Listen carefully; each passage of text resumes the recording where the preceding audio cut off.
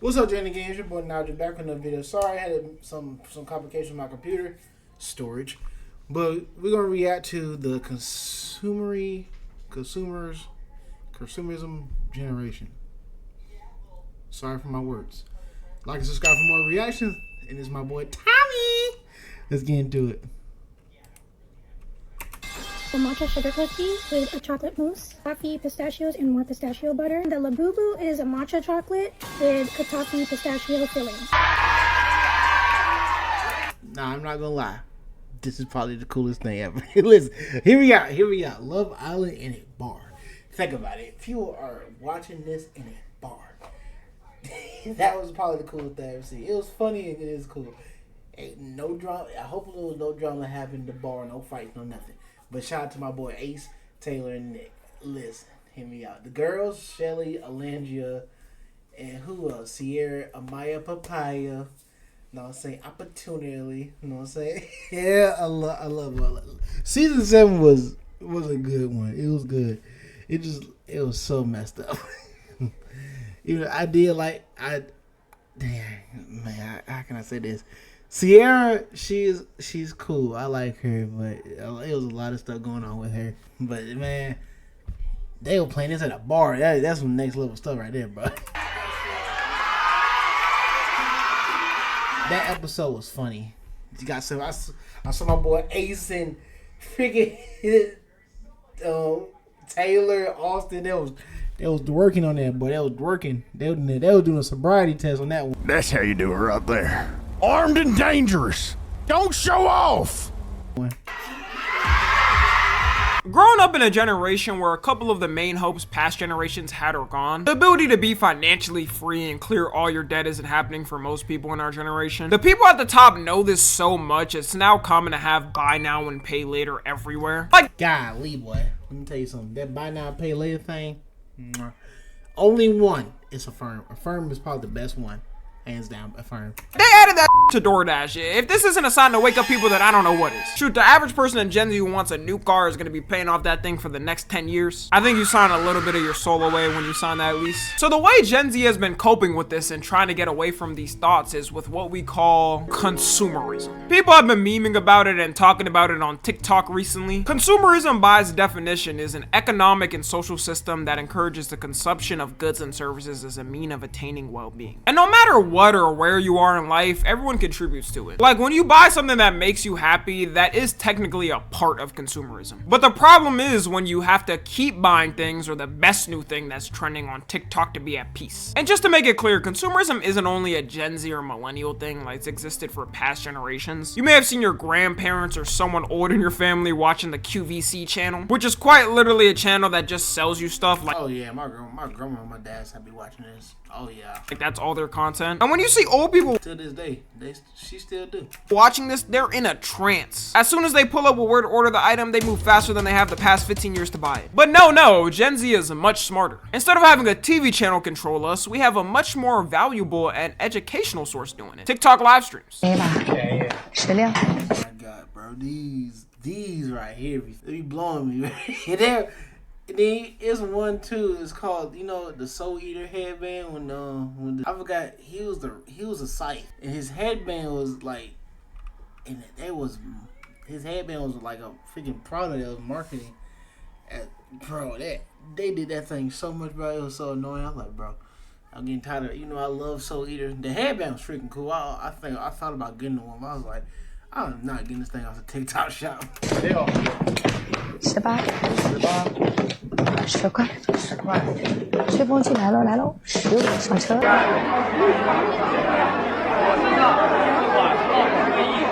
I know the fact that y'all, if you even on either one of their live streams, I know you can hear them all in the background.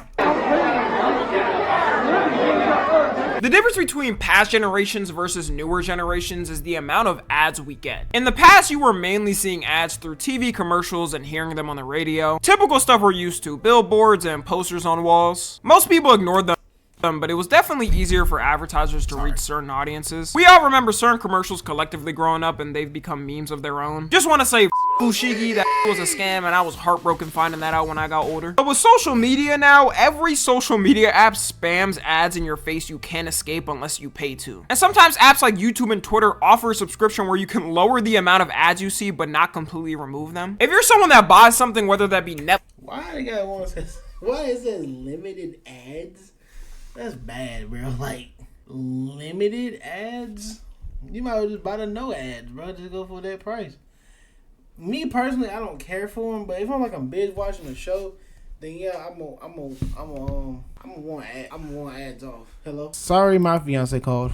Netflix or Twitter or YouTube or something where you're still seeing ads but you see less of it. You're completely insane. I'll never understand that. Just pay a couple more bucks to completely get rid of the ads and it'll help. Yeah, like I was saying, I don't care for ads. It depends on like what I'm doing. Like if I'm binge watching a show, then yeah, I maybe pay like a couple $10 a month, just like, hey, no ads. But the 20 shaky, but it's reasonable. Help you way more. Things like TikTok Shop do ads in a sort of deceiving way to make it seem like they're relatable to you. I can't wait to tell my kids in the future I remember the good old days of TikTok before TikTok Shop and before you had to pay to promote your video for views. I'm gonna show them one of those 2018 TikToks and be like, yeah, this is what we found funny back then. On TikTok now, you notice a lot more of the TikTok Shop on your For You page. And people will put a link for a product in any video, even if it has nothing to do with it. Like, it'll be a clip of a streamer doing something on stream and then you'll see linked an ad to buy some headphones. The crazy thing is too, people will sit there and buy it just because it's in front of their face. It's built in the system too. We get so many ads on the daily, people end up bound to buy something eventually. Crazy to think, there used to be a time on TikTok not even that long ago when there was no ads. Same thing with places like YouTube as well. People have been getting pissed off at YouTube because they've just kept adding more and more ads to things, especially now that they've cracked down on ad blockers. And I know people still get around them, but you know, they keep cracking down on them and you have to find different ways to do it. Some people get an ad when watching YouTube on a TV when they just pause the video. That is very true. Advertisers be thinking this will work, but if I see your product on my TV after simply pausing a video, I'm writing down that product specifically in a notebook to make sure I don't buy it. On TV too, a lot of people get an ad as their first recommended video to watch. That is very true, because once you click on YouTube and you click so fast, you click on the ad, I'm like, God done it, and you got to hit the back button. It's weird. Like, well, I don't know. Hey, there's a business they gotta promote, but there's so many ads on YouTube. Not sure how many people are sitting there and willingly clicking on an ad to watch as their first video. The spamming of ads everywhere are just one part of us getting taken over by consumerism. A lot of it does have to deal with our own will to buy things as well. They can shill out however many products they want, but we have the power to choose them or not. And the thing that gets our generation is buying anything that's trending. A perfect example of it is Labubus. Not a single person can tell me where they even came from and the day they even found out about them, but they'll have a whole collection of them already and each one named. And we always have things like this popping off. Everyone runs to buy them and show them off just to forget about it the next month and stop talking about it. Bro, I never had a Labubu and I never heard of them on my TikTok. On my side of TikTok, that's like, it's not relevant. Like, I never heard of a Labubu and people collecting them. That just sounds wild. Only one I seen was like most spammy one is the Soul Eater headband. That was the most one. That one been spamming on my TikTok. Labubus recently have become the top face of consumerism on TikTok. Same thing with matcha as well. And it's man, what the word matcha too, and matcha, bro. That's great. Not promoting not like an ad, but matcha. I've been seeing that lately. So funny because matcha has already been a thing for so long. Like in Japan, they've been having matcha for literal centuries. But just because it started to take over everywhere online, we've officially been draining the world supply of matcha and are running out. Nowadays, something will start trending as one thing. Then because of our insatiable consumerism, it has to be spread everywhere. And because of all this consumerism, the main excuse for boomers for younger generations and why they don't have houses and stable income is that we all spend our money on bull and that we got soft hands, brother. I've fought more men and bedded more women than you've probably ever seen. Hell yeah. Now, you want to talk about soft hands? Ain't nothing soft about me, boy. America!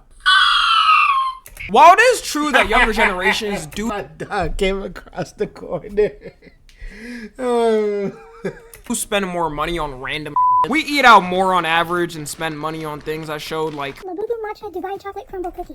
What? But I know that thing expensive. Thing they don't understand is the reason why younger generations do this is because they don't have the same hope they did. A lot of this is a direct response to things that a lot of the younger generation feel are now out of reach. If you don't have the hope to be able to afford a home in the future and be able to raise a family, then the direct response we're gonna see is consumerism. People are buying things to satisfy themselves in the moment because they don't have hope to get any of the things they want. And companies know this, which is why on top of making everything buy now, pay later, Everything has also become a subscription. I just found out recently that, you know, for new cars, how you get an app to remote start the car and whatnot? Well, some of those car brands are now charging you to use their apps. The app for new Honda cars who use the Honda Link app charges you $110 per year just to be able to remote start your car.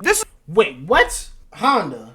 No, man. I'm gonna get you because of you. I wanted that. Listen, hear me out. I wanted that because I heard that feature is freaking cool. I mean, you can remote start your car with your key. Like, you can just literally hit the lock button and the little other button, and boom, your car cut on. But dang, I ain't know Honda was charging like that. I'm still getting a Honda, but I'm not paying for that. This is just them being selfish too, because other car brands have their app entirely for free. Don't be surprised when every car brand starts to assimilate to these standards and ruin it for everybody. All it takes is for one brand to make it normal for everybody to conform. And look, I'm not even saying the older generations are wrong for saying those type of complaints, but all of this isn't a one-way street. Like, it's a two-way street. It wouldn't have happened if in the past it was set up for us to be good. Back then, everyone knew, or at least had the mindset, that if you put in the work, you'd be guaranteed a house. A lot of jobs felt a lot more family-oriented, and a lot of people treated their coworkers as like family. But now you're not even guaranteed to keep your job anymore if you put in the work. As soon as your boss sees they can save 0.1% of expenses by firing you, they're gonna fire your ass. Consumerism is a direct response to capitalism, and as things keep getting worse, it's going to continue on. You also have social media personas, and everyone's gotta look like one of them. You either gotta dress like Cardi, look like a Y2K baddie, anything new that can pop up. They even have a new meme for one called the performative male, which is pretty much a guy who tries to emulate anything that'll impress the host. It's mandatory. It includes matcha, a book about feminism, and you listening to Lana Del Rey.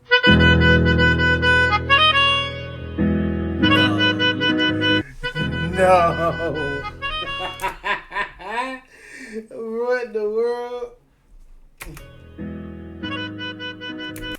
Now we don't know that. Like, we don't know that that's how they dress or not, but like, we don't know.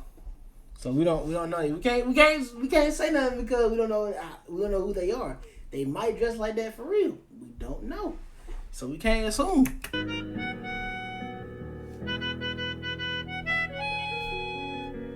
There be a lot of women out here thinking these type of dudes are perfect and every man should simply emulate them, not knowing that a lot of them are simply strategists conforming to what'll work for them to smash. In fact, a lot of these dudes be the worst to be with. It's kind of like how every girl has that dream Hollywood male actor, and a lot of those actors end up being terrible people and serial cheaters. But hey, I can't even hate. They play the game beautifully and the game rewards them well. It's way easier now to also hoard tons of things, and a lot of people do it. The worst person's house you'll ever meet is a who can't throw a single item away. They got things from 20 years ago that haven't been touched in that time, and when you ask them why they still have it, they always say it's just in case, but that in case never happens. Like, I promise you won't need that 15-year-old chair or 20-year-old pot set. And now with our unlimited thirst for collecting anything new that's popping for a month, people will have full stacks of something in the span of a week. In the past, for hoarders, it usually took them years to build up their collection, and now it's sped up faster than ever. There are still people with closets full of Stanley cups. As we go on, the dumber the item we collect. I still don't understand how Stanley cups became such a big thing. People were camping outside stores to snatch the cups up. And if you look at it now, no one's talking about it anymore. With our generation now too, it's proven that we don't stand on anything. Like, for a while, I remember people were boycotting McDonald's and Starbucks. This was due to allegations that both of the brands were supporting Israel in the war and their efforts. But slowly over time, less and less people stopped doing it and started eating there again. All McDonald's had to do was announce that they were bringing snack wraps back and potentially bringing XXL fries, and people completely forgot about what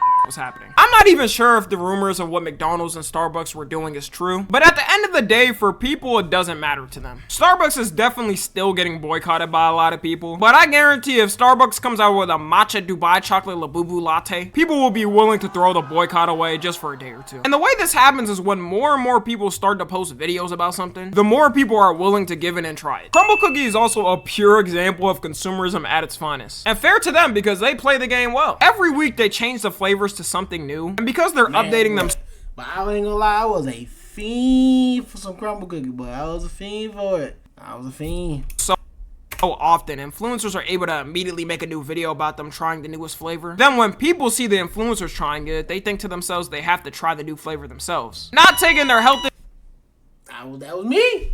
into account or nothing. Crumble cookie is the perfect example of the meme that Americans eat like they got free healthcare. I can't fathom that you get a box of them and chomp down the whole thing by yourself. One single brownie is 1,130 calories. But hold up, 15 grams of protein? Never mind, this is clearly a healthy brand. Sounds like a great pre-workout meal to me. Anyways, that's gonna be it. Let me know how much consumerism has fried your brain as well. For every like, you're now entered a giveaway to win a Dubai chocolate matcha flavored Labubu crumble. I would love to try that. Let me try that right now. Cookie. Follow me on Twitter, Instagram, and TikTok. As always, I love you guys. I love you too, but let me try that cookie though.